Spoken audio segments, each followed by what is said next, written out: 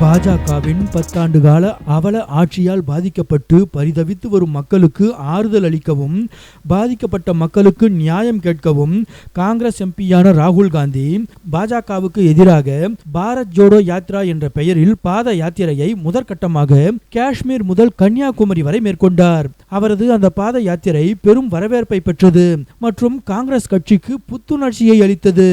முதற்கட்ட யாத்திரை வெற்றி பெற்ற நிலையில் இரண்டாம் கட்டமாக நாட்டின் கிழக்கு பகுதியிலிருந்து மேற்கு பகுதி வரையில், அதாவது மணிப்பூர் தொடங்கி மும்பை நகரம் வரையிலான யாத்திரையை ராகுல் காந்தி கடந்த ஜனவரி 14ஆம் நாளன்று மணிப்பூரில் தொடங்கினார்.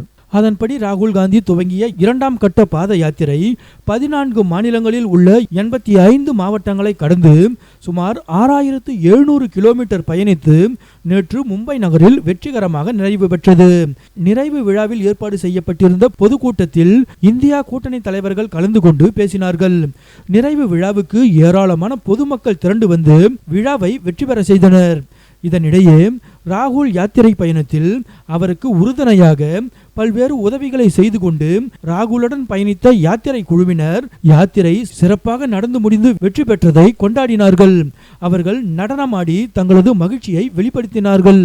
யாத்திரை பெற்ற வெற்றியைப் போலவே வரும் நாடாளுமன்ற தேர்தலிலும் ராகுலுக்கு வெற்றியே என கோஷமிட்டு குதூகலித்தார்கள்.